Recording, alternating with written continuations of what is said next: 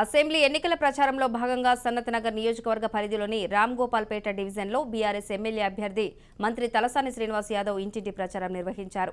అడుగడుగున స్థానికుల నుండి ఘన స్వాగతం లభించింది. అన్ని వర్గాల ప్రజలు సంతోషంగా ఉండాలని కేసీఆర్ ప్రభుత్వం కోరుకుంటోందని తెలిపారు. దేశంలో ఎక్కడా లేని విధంగా అత్యధిక సంక్షేమ కార్యక్రమాలు తెలంగాణలోనే ముఖ్యమంత్రి కేసీఆర్ ప్రవేశపెట్టారని అన్నారు. ప్రైవేట్ హాస్పిటల్స్కు వెళ్లి డబ్బులు వృధా చేసుకోవద్దని 15 లక్షల వరకు ప్రభుత్వం ఆరోగ్య బీమా కల్పించనున్నట్లు వెల్లడించారు.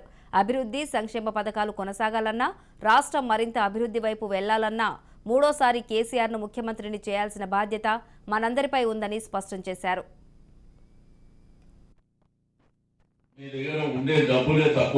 ఇష్టం ఉన్నట్టు డబ్బులు ఖర్చు పెట్టకండి. గవర్నమెంట్ 15 లక్షల రూపాయల వరకు మరి ప్రభుత్వమే ఖర్చు పెడుతుంది.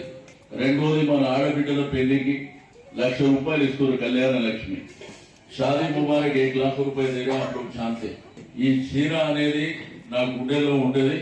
తప్పకుండా ఏ ఇష్యూ ఉన్నా కానీ నేను తప్పకుండా టేకప్ చేయడమే కాకుండా మీకు మంచి చేస్తా తప్ప మీకు ఇబ్బంది పెట్టే పరిస్థితి ఉండదు.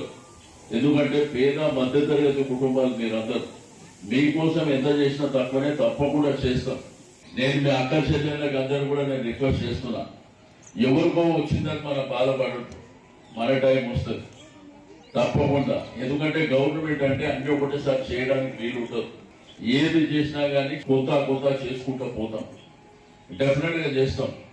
బీసీ బంధువుని పొందించినాం, ఇంకిస్తాం. మైనారిటీ బంధువుని పొందించినాం, ఇస్తాం. రెండోది కుట్టు మిషన్లు, जो सेविंग मिशन पहुंचाए